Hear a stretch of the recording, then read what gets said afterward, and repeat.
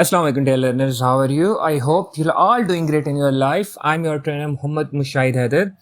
आज हमारा टॉपिक है एक्टिव फायर प्रोटेक्शन और पैसिव फायर प्रोटेक्शन में क्या डिफरेंस है। फायर सेफ्टी की तमाम ट्रेनिंग मेरे यूट्यूब चैनल मुशाहिद हैदर की प्लेलिस्ट से मिल जाएंगे। उसके साथ दूसरी भी HSE ट्रेनिंग और कंसेप्ट वहाँ अवेलेबल हैं। What is fire protection? Fire किसी भी इंडस्ट्री, किसी भी कमर्शियल बिल्डिंग या होम में फायर लगे तो उसे आपने किस तरह कंट्रोल करना है, कंटेन करना है, ये फायर प्रोटेक्शन सिस्टम के अंडर आता है। आप हीट स्मोक डिटेक्टर से उसे डिटेक्ट कर सकते हैं, फिर फायर स्प्रिंकलर एक्सटिंग्विशर से सप्रेस कर सकते हैं, और अगर आप प्रॉपर हाउस कीपिंग करें तो उसे प्रिवेंट कर सकते हैं। बेसिकली जो फायर प्रोटेक्शन है उसे दो पार्ट्स में डिवाइड किया जाता है। एक्टिव फायर प्रोटेक्शन, इसमें ह्यूमन इन्वॉल्वमेंट है या मैकेनिकल इन्वॉल्वमेंट है। सेकंड है पैसिव फायर प्रोटेक्शन, इसमें ऑलरेडी आपकी कोई इन्वॉल्वमेंट नहीं है, ऑलरेडी स्ट्रक्चर्ड सिस्टम होते हैं। इनकी डिटेल्स आगे आने वाली है। एक्टिव फायर प्रोटेक्शन ये क्या है? जिसमें ह्यूमन इन्वॉल्वमेंट हो या मैकेनिकल आप उस चीज़ को एक्टिवेट करें। फॉर एग्जांपल आप एक वीडियो देखें एक्टिव फायर प्रोटेक्शन के, जो फायर एक्सटिंग्विशर हैं वो एक्टिव फायर प्रोटेक्शन के अंदर आते हैं।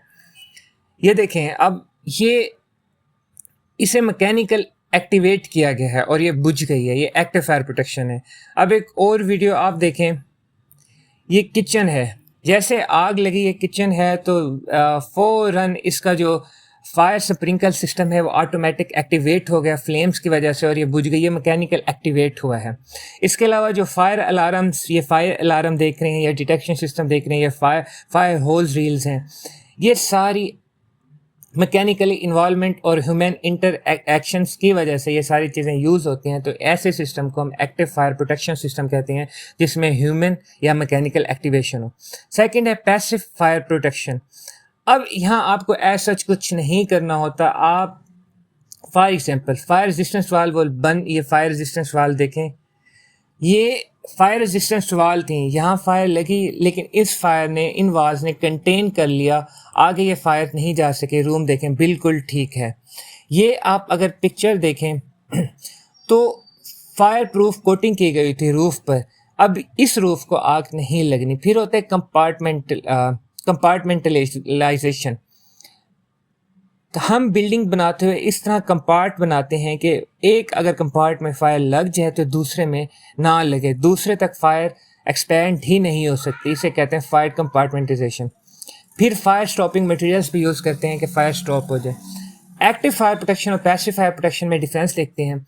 एक्टिव फायर प्रोटेक्शन में आपको एक्शन रिक्वायर होता है, आप मैकेनिकल एक्टिवेशन करें या फायर एक्सटिंग्विशर हाथ से यूज़ करें। पैसिव में ऑलरेडी फायर वॉल्स और डोर्स होते हैं, आपको कुछ करने की ज़रूरत नहीं। एग्जांपल में इसमें एक्टिव फायर प्रोटेक्शन में अलार्म्स हो गए, स्प्रिंकल्स हो गए, फायर एक्सटिंग्विशर हो गए, यहाँ फायर वॉल्स और डोर्स हो गए।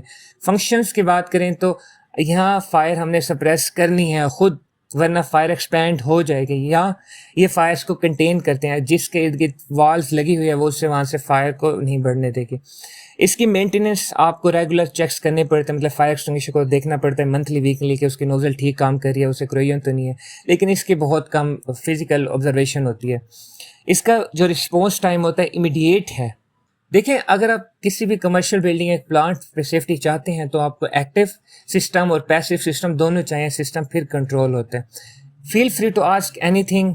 और अगर आप सेफ्टी से रिलेटेड डाटा चाहते हैं तो वीडियो डिस्क्रिप्शन में लिंक्डइन, व्हाट्सएप, फेसबुक, इंस्टा के लिंक्स मौजूद हैं, आप मुझे वहाँ से कनेक्ट कर सकते हैं, क्योंकि इन प्लेटफॉर्म्स पे मैं सेफ्टी डाटा, नोट्स और इन्फॉर्मेशन शेयर करता रहता हूँ।